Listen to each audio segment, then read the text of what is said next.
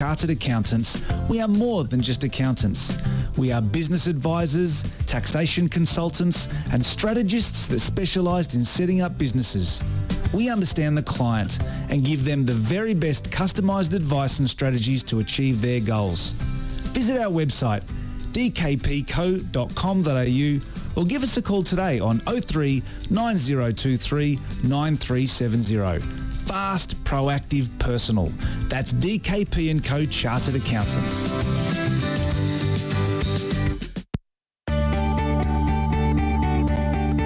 We are more than engineers. We are more than project managers.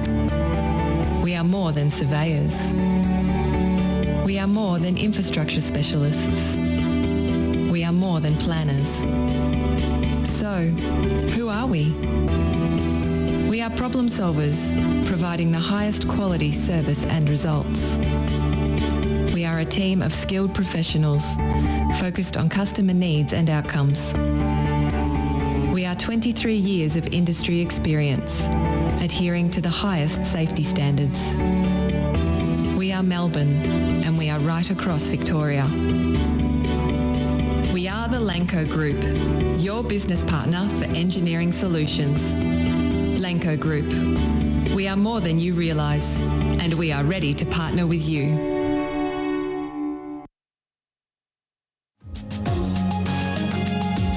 You're listening to the State of Our Football Nation on FNR. You wouldn't believe it, it's that time of the week. George Daniki and Josh Parrish in the FNR studios at Docklands, and we have a special guest right off the bat. She's a Melbourne City girl. Lo and behold, she's actually a Sydney person who has seen the light, like somebody else I know, and came down under. She came south, crossed the border to play for Melbourne City, and we are thrilled to bits to have her in the studio. Tori Tumeth, welcome. Thanks, guys. Thanks for having me. Now, you've been just bubbling away at Melbourne City, getting a little bit more confident, a little bit more comfortable, and getting aware of how Rado Vidosic, the coach, wants you girls to play. Are you feeling now, after a year and a bit, that you've got the system sorted? Yeah, I mean, Rado does have a very specific game plan, and he likes to stick to that game plan, and it's taken a bit of time, a new formation that I've learnt being down here, but I'm starting to feel really confident in the team and know my place in the team and knowing the way that we like to play, and I think that's helped me on the field a lot over the past 2 years. Confidence is a big thing, isn't it? Yeah, 100%. And when you're confident, you're composed, you're better on the ball, and your game just goes to a new level. Tori, tell us about this system that City play and how you have Without to drill into it. Without giving too much away, of course. No, of course. This is a victory man over here. Just go easy on him, Tori. But it's very structured. I see the team is so well organised. It seems like you've got a really definite game plan going into every fixture. Every player seems to know exactly where they need to be now. Tell us about the process of, learning that shape. Yeah, we do have a game plan that we really like to stick to.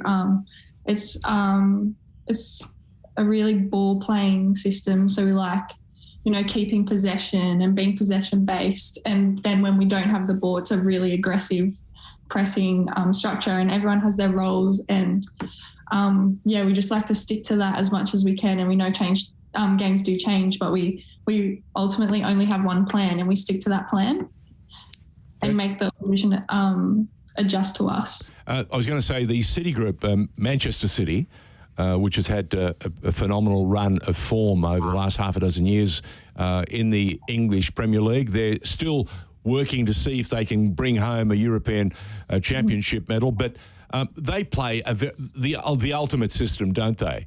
When Guardiola says, we haven't got the ball, we've got to get the ball back.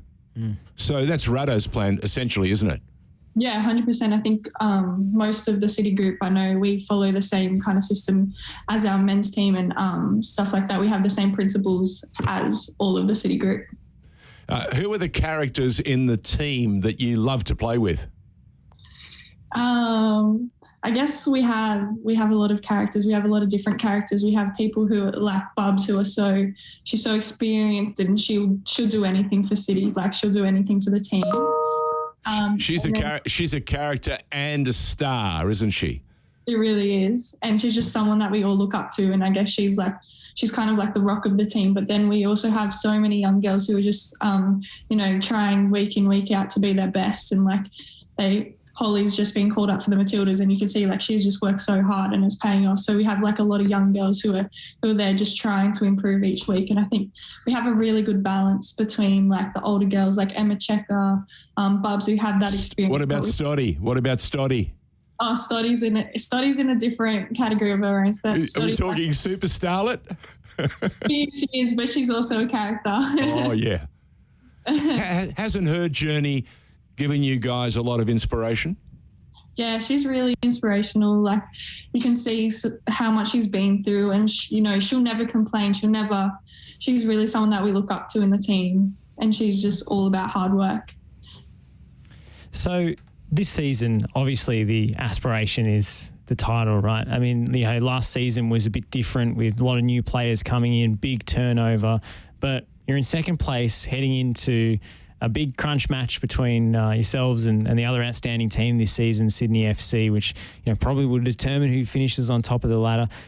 Are the club and the group talking in terms of those definite goals, or is it still game by game? We definitely look game by game. We go into each game, resetting, restarting and focusing on that game. We haven't really looked too much into the future, into finals or anything. We're just still trying to correct our game plan and making sure we go at every game as a new game and a new opponent. Tori Tumeth is our special guest on FNR's State of Our Football Nation. Tori, last year, were you still at Bundoora? Did you arrive and play at Bundoora? And what's it been like watching that whole beautiful centre sort of decommissioned and move, of course, to Casey Fields?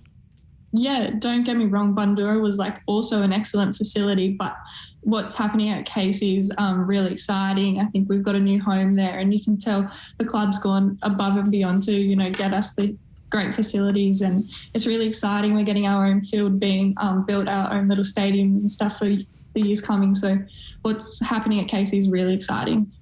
Now, you're a Sydney girl. What brought you down under? What was it that convinced you that, hey, this may well be my kind of town? Well, I've always been from Sydney, but I thought when Rado called me and said, I want you in my team, this is our plans, this is our aspirations, I was really excited for a new start, to just kind of show what I got and to learn a lot of new things. And also the roster they had before that transition period was amazing, and what he's done with the team and what City has done for the team, it's known as the most professional club in Australia. I would have been silly to turn it down. What did Mum and Dad think when you said to them, guys, I'm off to Melbourne? Yeah, they were really shocked, I guess. That came out of nowhere, and I've always been really close with my family, kind of not leaving their side. And then they were really shocked, and they're I guess if that's what you want to do.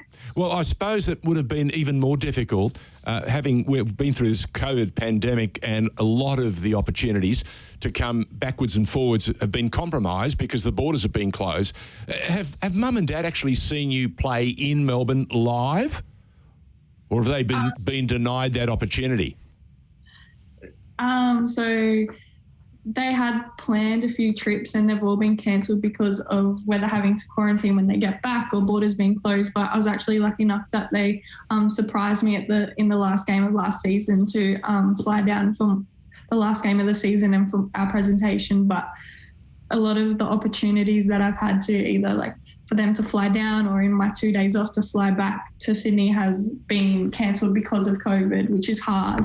I mean, they didn't get to see my debut live, and I haven't had Christmas for 2 years with my family, but I guess that's a sacrifice you make. Yeah. When did you find out they actually was going to surprise you and arrived in Melbourne? Before the game or after the game? I was just before kickoff. I was on the field, and I saw my brother and my mum waving from the corner of the field. So you tweaked when they started waving. You went, what? Yeah, I was so surprised, and they weren't too happy with me because the last game of the season was down in Dandenong, and you can imagine the price of an Uber from the airport to Dandenong. So I thought they'd do something good for me. Oh, gee. Unbelievable.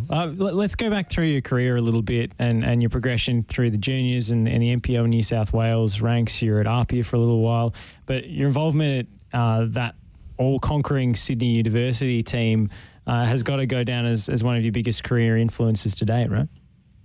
Yeah, 100%. I think playing in that team has to be one of the most enjoyable environments I've been in that Sydney Uni team. And Alex had a really professional environment there, and I really respect Alex and all the players that I've got to play with at Sydney Uni. I think they helped me be where I was, and I was brought into like the senior environment quite young. And I think that helped me learn and progress from being a player from a child from institute to, a senior women's player. That's Alex Aparkas you're talking about, right? He's got his chance in the big leagues now with Perth Glory. It must be you must be kind of proud to see your coach ascend to the highest level at the same time as you have.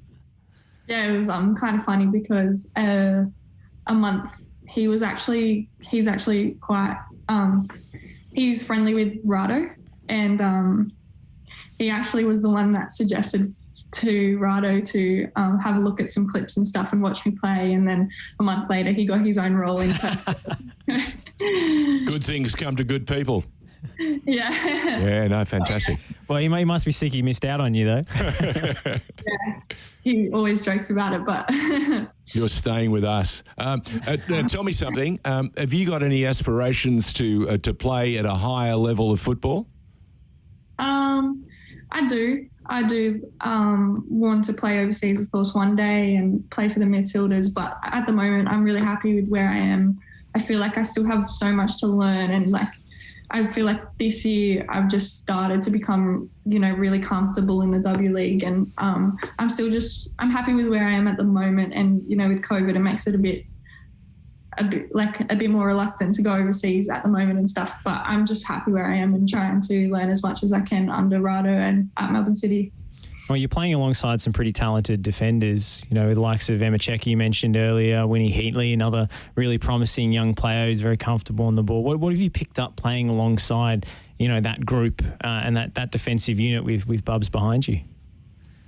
Yeah, I feel really comfortable and composed on the pitch when you're playing next to really talented players, and it gives you a little bit more freedom in a way to express yourself because you have two really talented players, and playing five with wing backs as well gives you that little bit extra cover, so you can kind of drive with the ball. You can do a little bit more on the ball, but also you feel a bit more protected and more as a unit without the ball. Junior Matilda captain, you've played with some very good young players. I bet there must be a part of you itching. There's a Women's World Cup coming, and I can't believe you don't want to put your best foot forward. No pressure, but I believe you. That's inside you, deep inside. If I ask Mum and Dad, what is Tori thinking? They'd say she's going to go for it.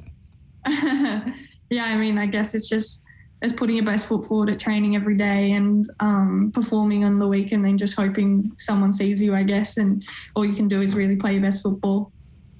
Yeah, let me tell you, they are watching. They are watching. It's something that we say to people time and time again. Josh and I have our favourites. We've watched some terrific young players come through the ranks. One that Josh has had some opportunity to work with, Alex Chidiak. Now, I remember Alex when she arrived at City as a really young girl. She must have been 15 from Adelaide.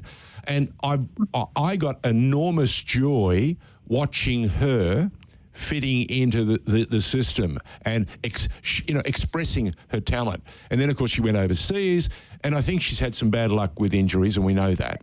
But she's back, and she's playing that terrifically creative, balanced football that I think she has in her. So it must be exciting from your perspective to see these fabulously talented girls on the periphery that could be the next tier of Matildas. Yeah, I mean, you just never know. I guess Holly being brought into the Matildas now, and you just never know. Well, actually, in this business, every time you step out, you're on show. You can't hide. And the Liberty League now is, taking the pictures into all manner of new markets. America now, of course, is gearing itself up for a World Cup after, Australia and New Zealand do it. And the next World Cup after Qatar will be America, Mexico and Canada. That's going to be huge. So you can imagine the call for talented footballers over the next 2, 3, 4 years. I want to ask you, Tori, about this big game that's coming up this weekend against Sydney FC, who've set the benchmark this season. Not too much between the two teams on the table, though, when you take into account that game in hand that City have. What's the preparation like for this one? Because it's always exciting when you see the best teams in this competition come up against each other, and you must have learned a bit from last time out. Yeah, I mean, we weren't too happy with that performance last time around, and we knew there was a lot of things that didn't go to plan, and that lots of things we weren't so happy with. But this time around, I mean, I feel like we'll come into the game more prepared. We'll know we'll know what the quality of football that Sydney play, and they're a great team. Like, don't get me wrong, but I feel like if we play our best football, we can definitely compete. We can. It'll be a really good match. So we just need to stick to our game plan and go out there, do everything that we've trained for. We've prepared like any other match, because we know exactly what we want to do, and we want to do that every single game. So we'll just see. Hopefully we can produce that brand on the weekend. Just going to say, if I can take you way, way back, who are your heroes in those early days of you playing the game? I'm not too sure. When I was young, my older brother played NPL, and I'd go. You wanted to play with him? Yeah. So basically, I started playing football because I went down to the local park, and my brother was actually the one meant to play, and he was too young to sign up for a team. So then I said, "Oh, I'm old enough, put me in." So then I started playing with the boys then, and I always wanted to be like my older brother, because he was playing week in, week out and stuff like that. Went through Project 22 and stuff like that. Yeah, I didn't really have a hero. Like, of course, I had the big ones like, Ronaldo, Messi and stuff like that. But other than that, just, watching my brother week in, week out. When Louise Taffer and I used to go to the Matildas games over the last couple of years when she was working with us at FNR. And interestingly, I couldn't believe how many young boys were at the game and celebrating and supporting the Matildas. So it seems to me, just as you wanted to play with the boys growing up, and your heroes were the Messis, were the Ronaldos and so on, it seems to me that it's interchangeable. This young generation of football fans sees football stars, male or female, and they don't have a problem. They'll just get right behind them, and if they like what they're seeing and how they play, they back them. Do you get that feeling? Yeah, like the recognition that Sam Kerr has got recently from, males, females, everyone in Australia has been, like, the support that she's received has been massive. Like, everyone knows who Sam Kerr is, whether you're female, whether you're male, whether you play soccer or whether you don't. Like, I think that's what's great about the growing game for females in football. I wanted to come back to the sibling dynamic, because we see so many great sports. By the way, I should add he's a referee in his other guys. Yeah, so he's probably going to find out a bit more about how the two energies sort of come together. Go on. Well, it strikes me how many times we interview players, and there's often sort of friendly, competitive sibling rivalry at play in their development and so forth. I think it sort of stokes the kind of competitive tension and not wanting to lose that you kind of need when you're a professional athlete, when you grow up with a sibling, especially if they play the same sport that you do. Yeah, well, growing up, me and my older brother, we used to play like one-on-ones in the kitchen and like in the kitchen. But he actually has given up. But I have a really talented younger brother who's on the verge of playing for the NRL. So I guess from that perspective, the fact that he plays a different sport is a bit helpful, because there's no competition there. Who's he likely to play for? He's contracted with the West Tigers. He's got a scholarship. And what position are we talking about? He's a forward. He's a big boy. Oh, right. Okay. Yeah. We'll stay right away from the big forwards. No. Old goalkeepers and defender or striker? I played everywhere, George. Wherever they needed me. Wherever. We had him in a celebrity game a couple of years ago and he did his knee. I don't think it was a celebrity game, George. Talk about sympathy vote. I mean, I can't believe it. We had him in a brace. How long were you in that brace for? I was walking with a stick for about 3 months. Yeah, I really milked it. That's why we have a standing desk in the studio in Docklands, because you had to stand up like this. It was amazing stuff. But we digress, Tori. It's been terrific finding out more about you. We're talking to Tori Tumeth, who's a Melbourne City defender. She's been part of the squad the last 2 years under Rado Vidicic. Last year, the results, not so much because of what Josh talked about. There was an enormous change of personnel. And that takes time, as you touched on earlier. The thing that's come through here, now you're starting to really feel like you're part of that outfit, which a year and a half ago wouldn't have been the case, correct? Yeah, 100%. I mean, last year I was going from making my debut and making my starting debut at the same time. And I know we just had a completely new roster, and it's hard. You need to get used to the team that you're working with, and especially with the game plan that we have and the really specifics that Rado lacks. Like, that takes time, and it does take a while for the team to gel. Speaking of the chemistry, I mean, we talked about the back line before, but also the way that front three is working together this season has really intrigued me, both on and off the ball. I mean, they work pretty hard as the first line of defence with the press that you mentioned earlier, but also there seems to be a nice blend of attributes and talents in that forward line. You know, you've got Rihanna Pollicina, who's so good on the ball in terms of her set pieces and the weight she puts on passes, and Holly McNamara is just greased lightning. And then Hannah Wilkinson, I mean, you get it on her head or anywhere in the 6-yard box and it's a goal. So you've kind of got the perfect formula, the speed, the skill, the physicality. Yeah, we do, and I think that's what's been really successful for us. We've been able to score those goals because we have that great balance, and they balance each other out perfectly, and we have such a great dynamic off the field, and you can see that translates on the field. What is the group like in terms of, like, socially? How much do you actually hang out with each other off the field, or do you get sick of the sight of each other after a while? Good question. So we have 2 share houses on the same block of land, and we have 11 girls living here. So oh my goodness, that must be chaos. We spend pretty much the whole time we're here together, and I think that's what makes us so close, and like we're always with each other, whether it's at training or at home. Like, so is there a pecking order or a roster for the bathroom and for the kitchen and the dishes? We luckily we have our own en-suites, we have our own fridges, we have our own everything. So we're not really sharing. But I guess like dinner times where it becomes a bit chaotic, we're all in the kitchen together. But yeah, we just have such a great relationship off the field, and that really helps you play good football. Well, we'll see the team chemistry in action this weekend. Big game. Tori Tumeth, thank you so much for joining us here on FNR, and we wish you the best of luck coming up against Sydney FC. Thank you so much for having me. Thanks, guys. See you, Tori. All the best. Yeah, thank you. We'll go to a break. And, take a break. More coming up on the other side, including the establishment of an Australian football museum. That's something that is we'll be discussing with Jack Zervos later on in the program. We are more than engineers. We are more than project managers.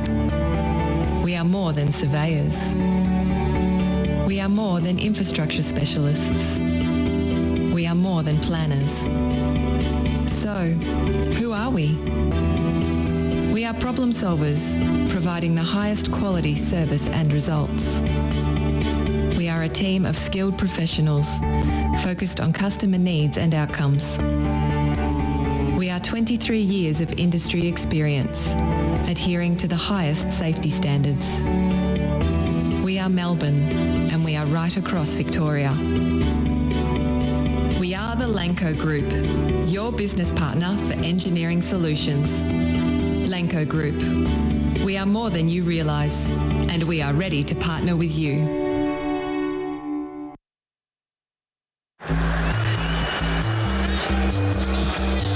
Marcelo. The three to pick out. It's the spectacular. It's Gareth Bale. Wonderful goal. Sensational from Gareth Bale. You're listening to FNR, Football Nation Radio.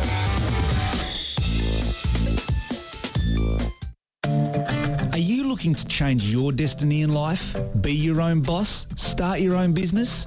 If you are, you need people who understand your needs and are committed to helping you make it happen. At DKP & Co Chartered Accountants, we are more than just accountants. We are business advisors, taxation consultants, and strategists that specialise in setting up businesses. We understand the client and give them the very best customised advice and strategies to achieve their goals.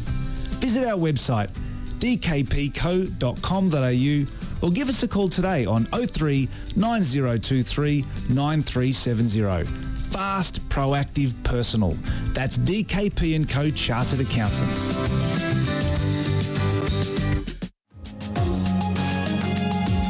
You're listening to the State of Our Football Nation on FNR. Josh Parrish running the controls in the Dockland studio, George Danikian right next to him. We've had an opportunity to catch up with a young starlet, someone who's doing a terrific job making a career of playing in the A-League Women's for Melbourne City, Tori Tumeth. She was great. She was good value, wasn't she? Yeah, insight, gave us a sense of the challenges, especially through COVID, and how difficult it was and how the challenges remain. Mum and dad and the rest of the family are in Sydney. Every time they want to book, the borders were closed. So the last 2 years have been confronting. Well, it's been confronting for everybody. Let's not kid ourselves. There wouldn't be an Australian who'd be sitting here going, oh, yeah, it's been great. But in terms of professional football, when you leave one state and you have to start something brand new, it's always great to know that the nest, that group, that wonderful new environment that you have to work in is a really supportive one. And we're finding out that just how supportive it's been. They have their own en-suites, so there's no challenge. That you don't have to win, the roster each day to feel like your life's okay. Yes, and they spend almost every waking moment together. It seems those girls. Which is why you see that wonderful unity, and they all seem to know what the other one's thinking. which Pep Guardiola has always said, I don't want my players to think. And people go, how's that possible? He wants them to react. Yeah, instinctively, they know, they've been practicing. It's almost ingrained. You run, you see the ball come at you in a particular fashion, and you know what you have to do. And I get it. A lot of people go, it's not possible, but it is possible. At that level, when you're doing it so regularly and you know these people and you can see there's going to be a back pass, there's going to be a back heel, there's going to be a little flick with the outside of the boot, you want it on my head, I'm going to make that late entry into the box.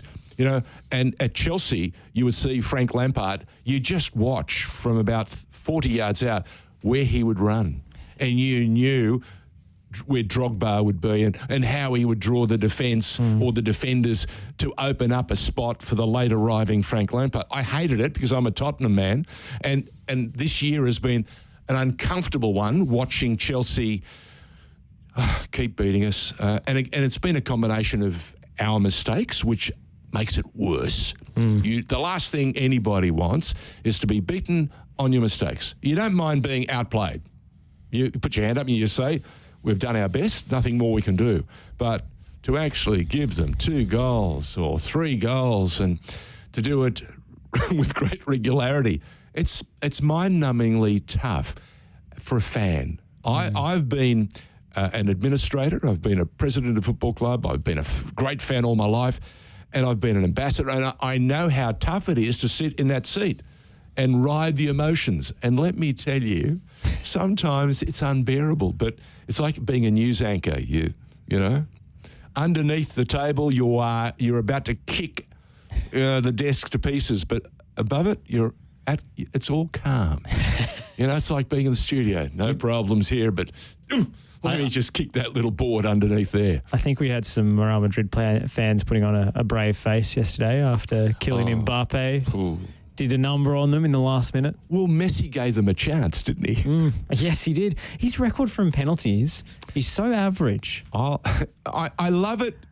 I love it when fans say to me... And I say average in the literal sense because it is about average for a penalty taker, 77% or something. Right. But for Messi, average is terrible. Yeah, but let me ask you something. And I know this for a fact because I remember sitting down at length and talking to Pelé, and you and I have touched on this before. And Pelé said to me, of his 1,000 goals, the hardest one he ever scored was his 1,000th. Was the one everyone expected him to score. And it was a penalty. And he said to me, my legs were like jelly. Now, if one of the greatest... Gelé? Yeah, gelé. Renamed it. Exactly. If one of the greatest players in the world tells you, has the courage to tell you that he was the last person to know he was going to score, and it was a penalty, for goodness sake, in front of a couple of 100,000 at Maracanã, what does it tell you for the average footballer? If the greatest feel it because of the... Look, I put it to you that's why we have fandom. That's why we have fans. That's why we have great stadiums that are a fortress. Yeah. Fans do affect players. And PSG, I think, underrated in terms of the intimidatory atmosphere at that ground. We spoke to someone the other day, and they said, it was David Williams. And David said playing in India, in the Indian Premier League, when the opening season was fantastic, playing to 50,000, 25,000 week in, week out. And he said, you felt a foot taller, a yard faster. No, you weren't, but that's how it seemed. Yeah. And that must be a wonderful, wonderful a bit of adrenaline when you're just feeling, You know what my theory is on the Messi penalty complex? Go on, all right. I think he is, and to a greater extent than most footballers, an instinctive player. He doesn't really think about what he's doing, he just does it. And then when everything slows down and he has to put on the ball on the spot from 12 yards, he suddenly becomes mortal again and starts thinking about where he's going to put the ball. If you move the ball back 10 metres and put a wall in front of him, he'd probably have about the same percentage. Just, he's like, if he can... I think he gets in his own head when it comes to the penalties in a way that during open play, he just shakes off any mistake he makes. Josh, think about this. Think of all the great sports and think of all the great players and think of how many of them have been or have beaten themselves mentally, whether it's cricket. We've seen some of the greatest batsmen I remember when Greg Chappell was going through this wonderful period where every time he'd go out, it was a century, or if it wasn't that, it was close to a 70. And then he went through this period where he had 6 ducks in a row. And what makes it even more galling is the newspaper of the day, I think it was the Daily Telegraph in Sydney, ran these series of cartoons where he's leaving, there's been a wicket fall and Greg Chappell is walking out to the ground and the phone rings in the dressing room and the guy picks up the phone and says, yes, Greg Chappell, please. He says, yeah, he'll be just a moment. Yeah, he's going out to bat. He'll be with you in just a moment. So they're absolutely loving the fact that one of the greatest batsmen in Australian cricket history was going through an absolute twilight zone. Every time he'd go out, he may as well just present the bat and go, come on, hit the edge because I'm out of here. So it can happen to the greatest of any sport. Well, he had Kylian Mbappe to bail him out at the end of the game.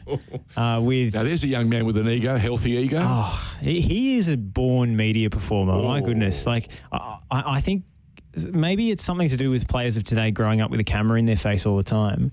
But Kylian Mbappe is so self-aware every time he goes in for an interview. And you think a lot of players struggle to explain what they were doing in a certain moment. But Mbappe was able to take the reporters in the mix zone through every step of his decision-making in that 2 or 3 seconds where he shaped up and he split the gap past Eder Militao and Lucas Vazquez, and he knew that he was going to be too quick for them, so he could get in between them, and he knew that they'd just given away a penalty in the same spot, so they weren't going to tackle him because they were afraid of giving away another one on the same player. So he was computing all that in the moment, or so he said afterwards. And I mean, I think that will go down when his career is in the books as one of his iconic goals because of the opponent, because of the circumstances with the transfer speculation to Real Madrid, because it seemed like an audition for the club that he was about to move to, and because it, of course, was a spectacular last-minute winner. Even if the game itself, as a whole, was not a classic. Was meh. But you touch on something very interesting.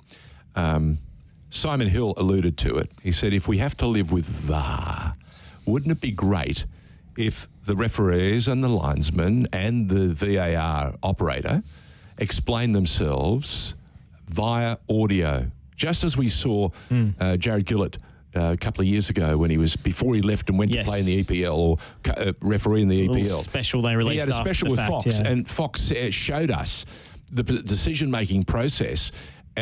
He was making with not only the linesman to validate that it wasn't offside and that was right, but the VAR operator, what did you see and how did you see it? And from my position, it was most illuminating.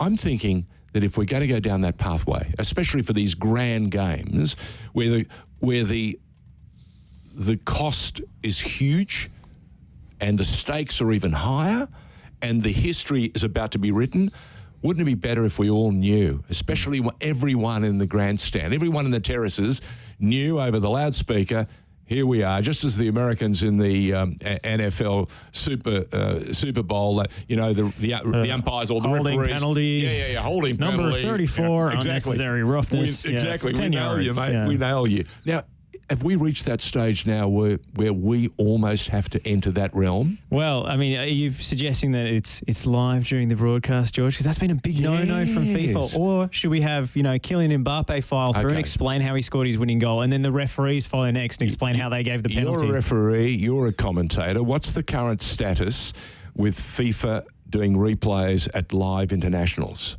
Is that a no-no, or is it now allowed to be run? Well, the replays are fine. For the VAR is approved everywhere pretty much. But depending on 2000 Olympics, Australia, Italy, MCG, Viduka, the box and dice, the whole box. I was part of the MCG commentary team. We have run a replay to show there was a legitimate Australian goal against Italy. And FIFA immediately got on the blower and said, one more replay and the game goes to black. So that's the level of some of the intimidation that you have to live and work with. So even that's 2000, so that's 20-odd years ago, 22 years ago. Here we are. If we're starting to think that way, maybe the time has come. Do it. Yeah, it's like we talk about Paramount and this new streaming service. I think the product is great. What they've got to do is realise that the Paramount app is inept, poorly designed, and is seriously on the nose. And we need Paramount to understand it. We need 10 to grasp it and give it a kick up the proverbial. And it needs to match the quality of the games and the action. It's interesting you mentioned that, George, because I've had the explanation. Optus went through it. Yes, they did, but they were building something from scratch. Correct. And Paramount have chosen to do the same when they didn't need to. And this is because they're paying the penalty. This is because they don't want people using their VPN and getting on to access all the other stuff in the other. This is my theory. Geo positioning. Yeah, they don't want people getting around the geo blocking. So that's why. And so to explain this to people who aren't familiar with it. So that's your credit card there, the one you use for the Amazon in America. So Netflix, for example, same infrastructure across the world. Yes. It's just geo-blocked. Correct. But so they have different rights in different territories and they just geo-block the content. And if people use VPNs to get around it, it's none of their business, right? Yeah, we've got 55 million as it is. Yeah. So what's a million here? Exactly. And, and people are still paying for Netflix if they're doing that. Hey, I think we need to speak to 10 and we need to speak to Paramount and maybe we can get them on in the next week or two. Paramount put on some of the best, if you watch some of the footage programs are great. But from America, from the streams that they're doing for the national team games and the Champions League, and they've got, Jamie Carragher on some of their broadcasts and things. Some of their content is absolutely fantastic. Correct. But they've chosen to use an international stack or program and then create local stacks in every territory. And therefore, we don't have a rewind button. We don't have a play from start button. and the replays don't upload on the final whistle. And it's all these little minor annoyances that stack up on one another and I think contribute to people tuning out. They're minor, challenges, but they become a big cross to bear because what happens? Everyone's watching Netflix, which is seamless, right? And they go, why can't Paramount work? Yeah. It can, but it'll take time. They need to realise we need to hit the pro button right now. Yes, indeed. Like our ads. Back in a moment. We are more than engineers. We are more than project managers. We are more than surveyors. We are more than infrastructure specialists. We are more than planners. So, who are we? We are problem solvers, providing the highest quality service and results. We are a team of skilled professionals, focused on customer needs and outcomes. We are 23 years of industry experience, adhering to the highest safety standards. We are Melbourne, and we are right across Victoria.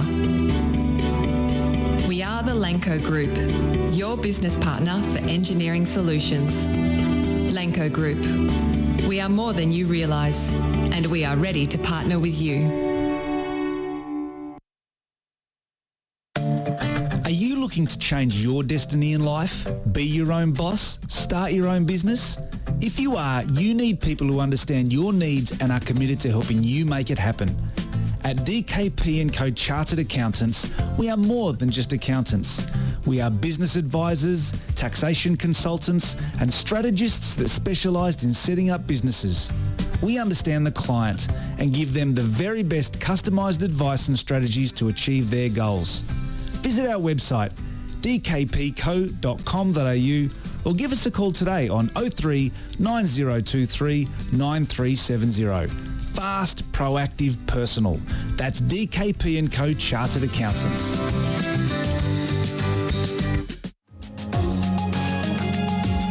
You're listening to the State of Our Football Nation on FNR. Talking football, George Danikian, Josh Parrish in the studios at Docklands, and joining us via Zoom. Talk about, nothing holding us back. We're using technology properly. The man who is in Sydney waiting for us wears about 55 hats, which makes it very cumbersome when it's so hot and steamy. But I know him as the masterman behind Fantabulous, who basically sell all those kits and phones and anything you need to do with mobile equipment.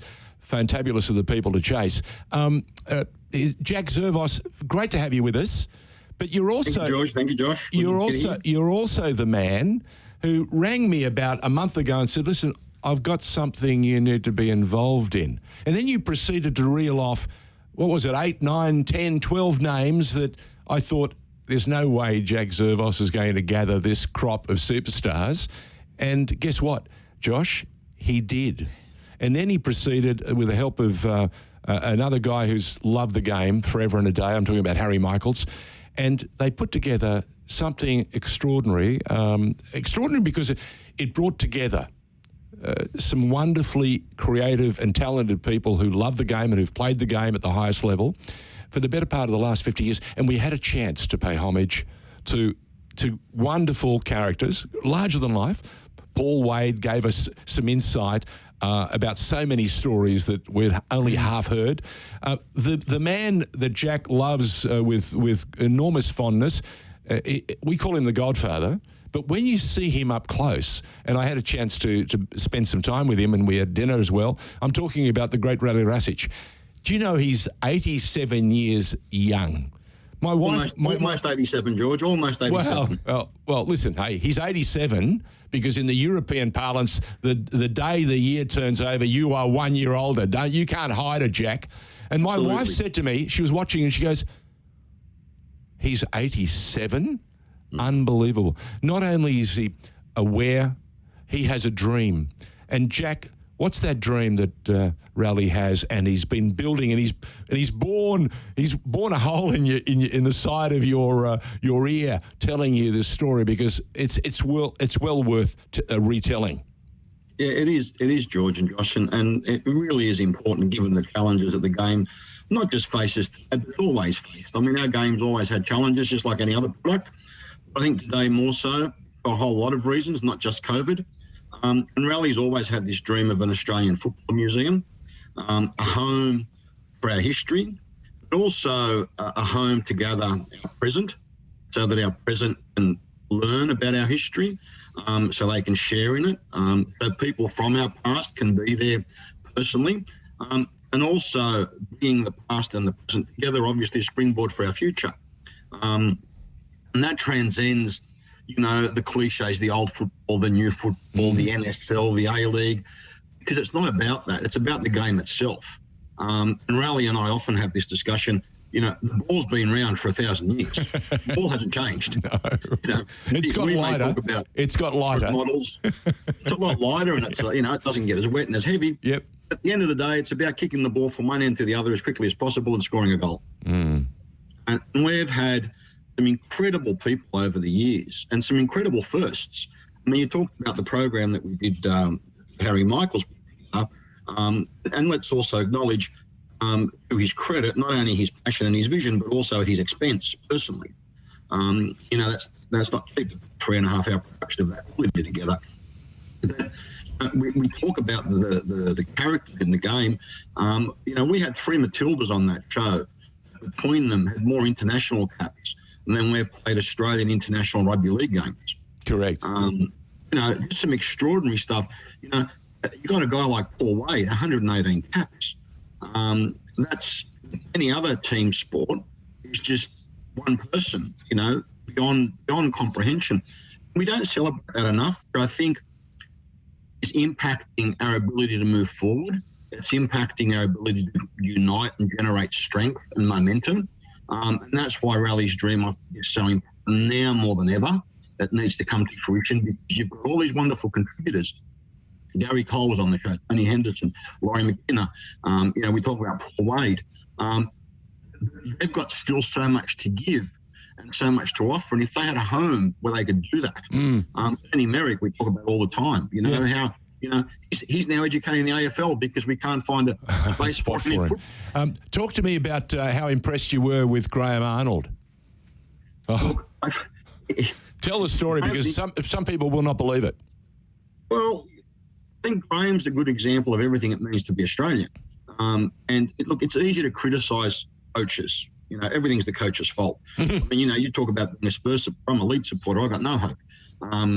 But just to give an indication, I reached out to Graham while he was overseas, obviously on his tough World Cup qualifying journey.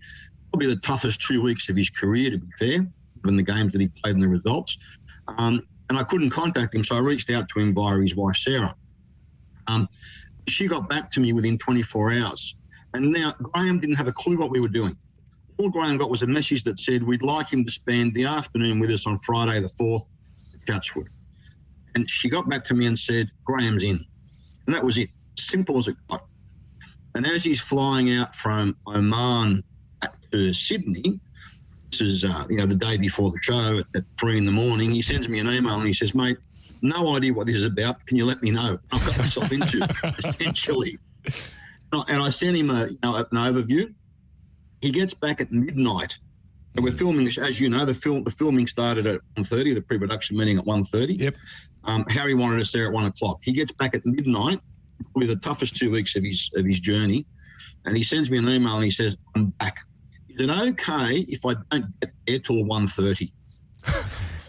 This is a national coach. Mm-hmm. Think about every other national coach of every other national team in the world of football. Who is that generous? Who is that down to earth? Who is that accessible? To get his results on the pitch, which I personally think is still extraordinary if you look at the numbers. And we get disappointed when we lose. If you look at the campaign overall, he's done pretty well with what he's got. He turned up at 1:29 on the dot. Correct. Now, any other country, and you and I had this discussion, George, any other country, there would have been a queue of people out there blocking the street. If we were in Rome or Paris or Athens or Germany, Frankfurt, streets would have been closed if they had the equivalent of 2 national World Cup coaches, 4 or 5 Socceroos, 3 Matildas, and about 1,000 international caps between that room. And you haven't even mentioned Kenny Wilson. Kenny Wilson, John Stoddart. People forget that Johnny Stoddart was on the sideline, who led New South Wales, to a win against Dinamo Zagreb. Correct. Kenny in the team. Joe Marigliani, who was on, he was part of the 2006 Golden Generation World Cup campaign as a gear steward and a masseuse. It's not just the great players that make the game. This game's great because there's a lot of great people in it, from the change room, to the stands, to the head office. People like Tony Labozetta was there. That's right. Man that's really the godfather of Marconi, the Palace, as we call it. Yeah. NSL chairman for 12 years. That's some extraordinary contributions that we need to recognise, I think, and celebrate. Speaking of recognising the history, I mean, this idea of Australian Football Museum really appeals to me, because it seems in my comparatively brief time following the game, we seem to ground zero every few years with a rebrand and chuck the rest in the bin. And quite literally sometimes with some of the trophies that have been recovered from garages and skips and restored and so forth. We haven't done a good job of preserving Australian football history and actually, I guess, telling our own story for how important the game actually is to this country. So where does Riley Rasich come into it? Because, I mean, I don't know if everybody knows about the kind of collection that he's maintained off his own back over the years that could be so valuable. Jack, give us a clue, because Josh doesn't know the memorabilia hoard that has been assembled by Riley. Well, let me give you some context. Bob Marley in a Socceroos tracksuit with a signed photo. Neil Armstrong with a signed Socceroos football. We're not just talking, ballet at lunch with Raleigh and Dr. Socrates. 3-hour interview with Maradona. Jim Steins, the mascot of the 74 World Cup, his hand-embroidered Socceroos jacket had every team we played on it crossed out with a red line every time we'd finish the game. We're talking some absolutely, as I said, any other country in the world, this stuff would be in a bank vault. Now, the collection itself, look, it probably fills 2 40-foot containers without being presented. Josh, to your point, I think Riley's dream isn't about housing his collection. Riley's dream is about creating a home for everyone's collection. Yeah. On loan from George Danikian, on loan from Wes Scheinflug, on loan from Ray Richards, the jersey, LA's jersey that he got when they exchanged jerseys when they played against each other. Paul Wade's jersey when he played against Maradona.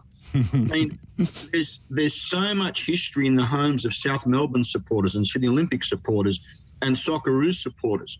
People like Harry Williams, our first Indigenous Socceroo. What a great story. Charlie Perkins. I know that there's a Panhellenic jersey signed by Charlie Perkins somewhere that belongs in a place like a football museum, not in someone's home.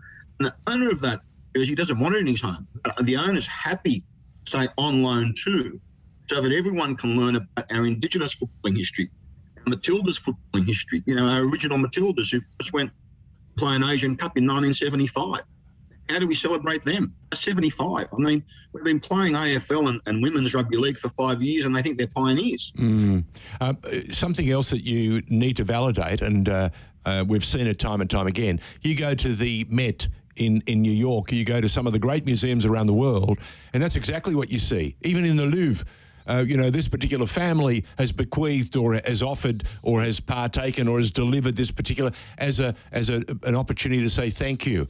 It's just a wonderful thing. These great museums, these vast vaults that hold so much of our living history, only exist because generous people understand what it means to not to give up, George, but to put it on show, which is even more wonderful. Expose it. Let's go a step further, because this isn't about what we call a static museum. Correct. The dream is to have something dynamic. Yep. The dream is to have something that houses memorabilia, but also has some futsal courts, some indoor football courts, somewhere where ex-players can book 5 or 6 weeks of tuition, no cost, so they can offer their skills to young footballers for free. You know, imagine if you've got a young, 8, 9, 10, 12-year-old who wants to be a striker, and he can spend a couple of days being coached by Des Martin at no cost. Oh. Or someone that wants to learn how to tackle, and he can be coached by, Ali Yankos. If they choose to, I'm just using examples. Yeah. We want this to be dynamic. We want this not just to be. The problem with football, there's lots of challenges with football. It needs to be more accessible. And we've got so much generosity amongst that generation of players. They haven't got a home to share it. Yeah, I mean, that's a very good point. And the fact that we had so much ease filling 3 hours of entertainment, it was extraordinary. Tony Henderson, Gary Cole. Gary Cole's stories alone, for goodness sake, and we've had him on air. His mantra for me has always been, if you truly believe in the good of the game, if you are for the good of the game, I'll back you to the hilt. Yeah? And he's never changed. He's just got better and better and better as a human being. Yeah, I'm biased because, as you know, Gary and I like to call him a friend. As far as I'm concerned, Gary Cole's good enough to be running FIFA. Can't argue. Can't argue. Gary Cole is. And if he was running FIFA, the game would be much stronger around the world. And I say that sincerely. That's not me blowing smoke. And he's just one. You listen to Paul Wade and you think, how can there not be room in our game formally for someone like Paul Wade? His clarity, his passion, his experiences. It's not just that level. We've got some amazingly, outstanding achievers, but even Rory McKenna, came here as a player in the NSL, coached in the NSL, coached in the A-League twice, won premierships twice. And yet he's not involved in the game. And we've got clubs struggling at the moment, looking for answers, and you've got that level of experience and quality. So there's so many examples at every level, not just the names that we know, but the names that have contributed that sometimes we forget about. And that's what we need to celebrate and bring back together. Jack, 4 or 5 years ago when we launched FNR, one of the treats, I didn't know how special it was going to be, was a program called The Pioneers that we do with George Katsanis. And it gave us an opportunity to talk to some of the living legends, some of the people who'd played the game, from the state leagues to the NSL and, of course, to the A-League. And we got a chance to speak to Gary. And if you put your finger like a cursor on his career, and from the days when he never headed the ball to when he occasionally headed the ball to when he was part of that strike force that didn't go to the World Cup but quite possibly deserved to go to the World Cup. And then after the game, after the fact that he retired and the coaching and everything else that he's done right up till now, he is someone who should be in the inner sanctum, helping to take the game to the next level. Because he's made the mistakes, he's learnt, but his career path, I wouldn't be surprised. He's just a tremendous contributor, and he's such a humble man. And when you stack it up, he is someone very special. We're always delighted to have him in the studio. And I know the last time we had him together, we also had a young guy that you may remember called Young Kokinos, who I couldn't believe when we lost him a number of weeks ago now. Very sad. But we had, 8 weeks ago, we had dinner together, all of us, Gary Cole, Ulysses Kokinos and so on. Kenny Taylor. Kenny Taylor, the King Kenny. And all of these people love the game. They absolutely adore it. So, George, let me go a bit further. Yep. If you look at what happened on that Friday, Billy Murray, what an outstanding Matilda. What a wonderful, articulate, knowledgeable, role model for young female footballers. Sure. Dialigic, Heather Garrett, everyone knows about his achievements.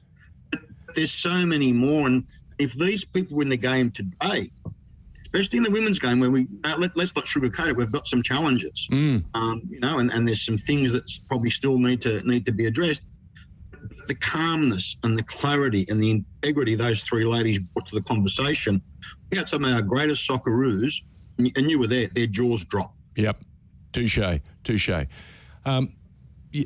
Right, Josh? I wanted to jump in and talk about I mean, there's the museum side of things, which I think is a very worthy goal, but there's also another way that Australian football isn't acknowledging its history, and that is its historic clubs are not part of a connected pyramid.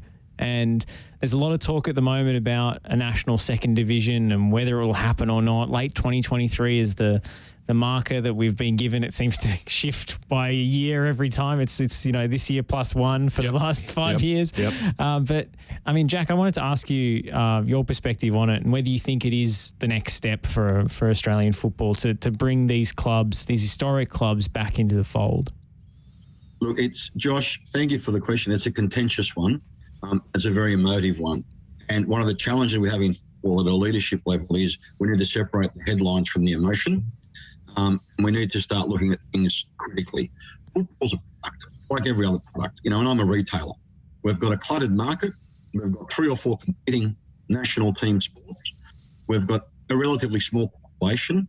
We don't have an overabundance of quality grounds, and allegiances and loyalties are fragmented and fractured between AFL, rugby league, football, rugby union. That hasn't changed in 100 years. We know that. And a lot of the noise is taken where the big sponsorship dollars are and the big crowds, which is AFL league. I think the talk of second division resonates with a lot of the emotionally hard football lovers, the 60s and 70s migrant, but really the founding members of new football in this country.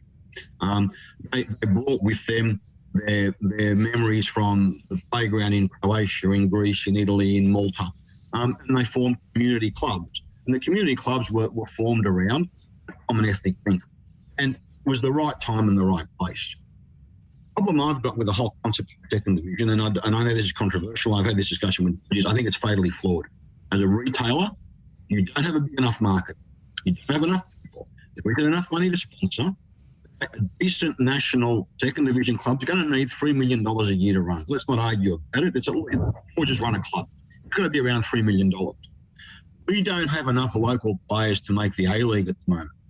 Where are you going to find enough for a second division? Coaches, referees.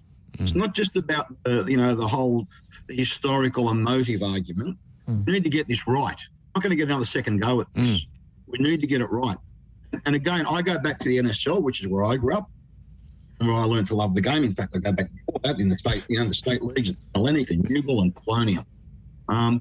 And that ethnic element brought crowds. It brought a lot of support. People put their hands in their pocket when the bill was a bit low. And we've lost that because we've become a franchise model, and that's okay. There's a franchise model there at the moment called the A-League, separate to the way the game's being run, to the administrators.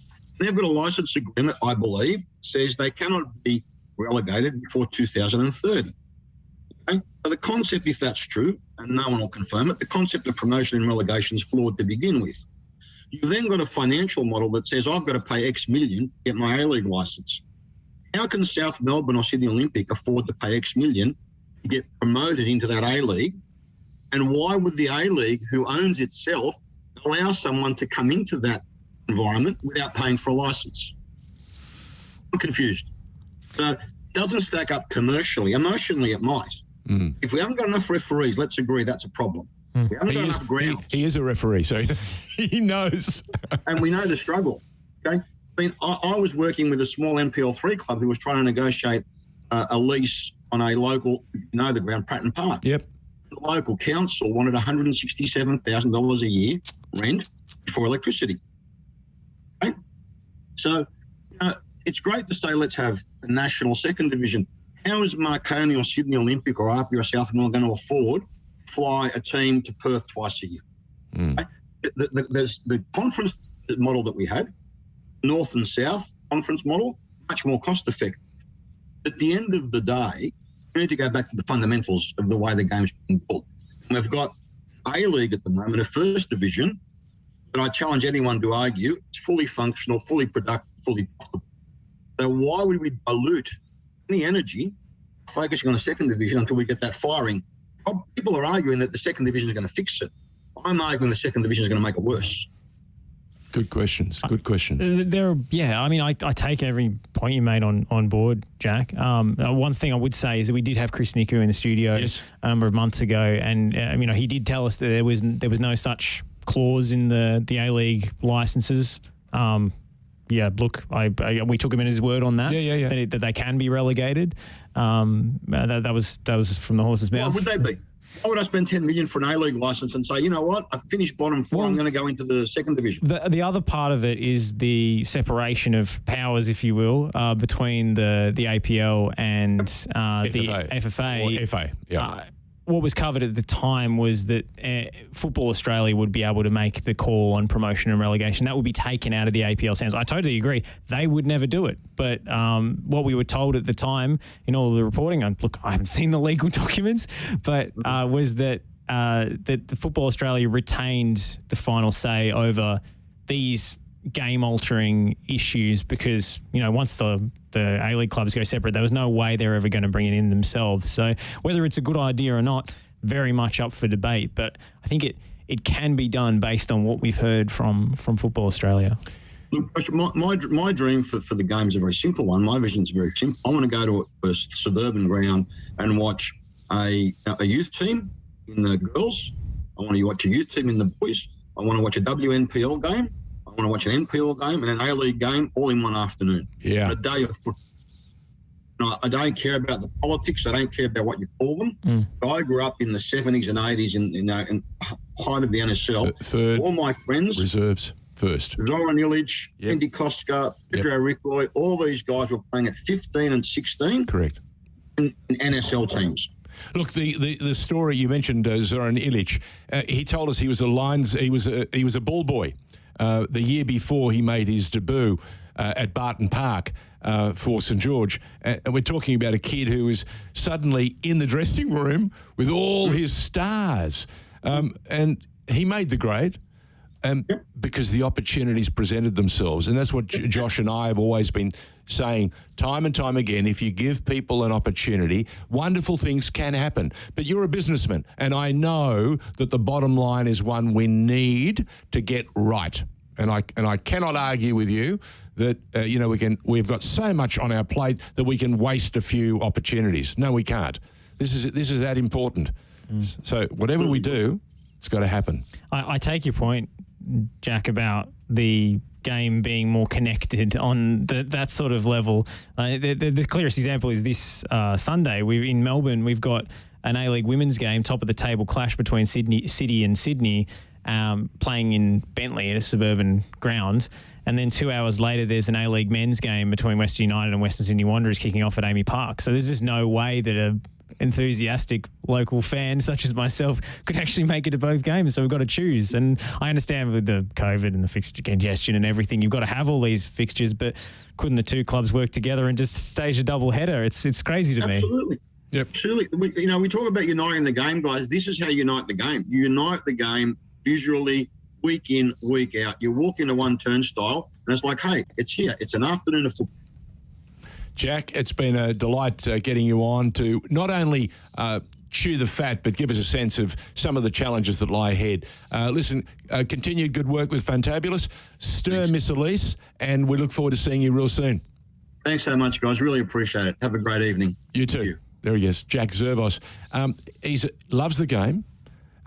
Has worked to support a bundle of players behind the scenes. Why? Because he understands how important that tapestry is to keep it close. And he loves the people. Yeah, it's been great. It's great to get, this is the place for these kinds of discussions, right? That's why we did the program. And that was really good fun to get into the mix. And I really do love the idea of the Football Museum. It's something that's been floated before 100%. on If You Know Your History.